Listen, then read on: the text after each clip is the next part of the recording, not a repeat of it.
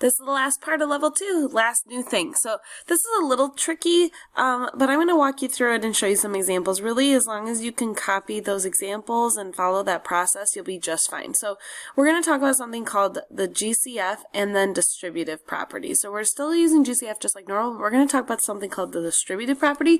This is going to come up again later, but we're just giving you just a little piece of this property. So we got to know what this is first, and it's going to be a little complicated, so just bear with me and fill in your notes. I will walk you through it. So the basic idea of the distributive property is that when you multiply a number by a sum, and we've talked about that word sum, meaning that you're adding things together. Okay, when you multiply a number by that sum, that's the same as if you're multiplying by each number in the sum and then adding. Okay, so I know that that's complicated. It's going to be easier if I explain it with some examples. But before we do that, I'm going to help you with the steps. Okay, so the steps of finding or using this distributive property to rewrite a sum, which is really what we want to do. So we're going to rewrite an addition problem in a slightly different way. Is we're going to find the GCF just like we normally have been and divide each number by that GCF.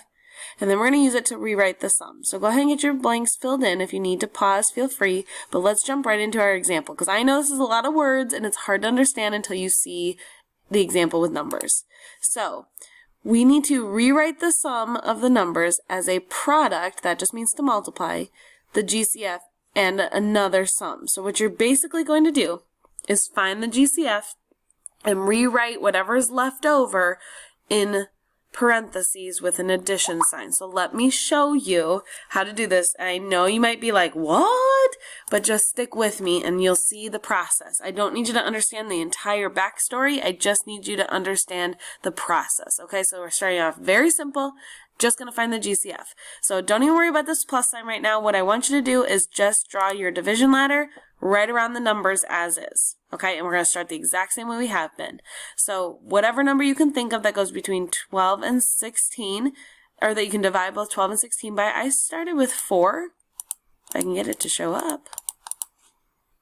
Alright, I got it to show up. So now we divide just like we have been, right? So we divide by 4, so we end up with the 3 and 4 here from the 12 and 16.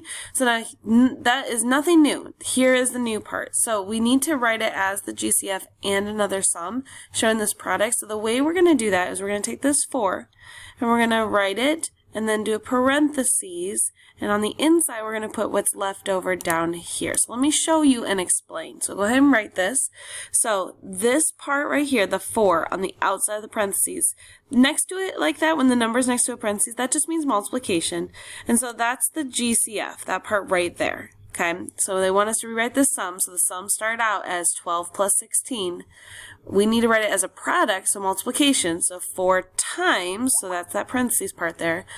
So we got the GCF and another sum. So what we did is, now that we've taken that 4 out, what's left is this 3 plus 4, and that's what goes in parentheses. So that part right there is the another sum part. So the GCF and another sum. That's really it. I know that seems complicated, but that's really all you're doing. So let's try one more, and I know you might not get it quite yet, but you'll get some practice problems when you can get some help if needed. So all we want to do first, find the GCF. So let's draw our division ladder. Oops. Okay, we're going to draw our division ladder. I kind of give you a preview here, but the GCF I pulled out was 6, because 42 and 24 can both be divided by 6. If you're still having issues with GCF, you need to go back and get practice on that, doing the IXL, reviewing the video, all that. But anyways, keep going forward. This is what we would be left with when we pull that GCF out. So we're going to put 7 plus 4 in parentheses and 6 on the outside. So then we have our GCF, the 6, times, so with our parentheses here, 7 plus 4.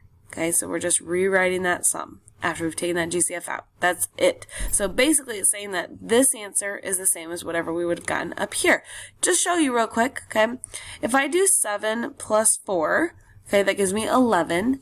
Multiply that by 6, I get 66.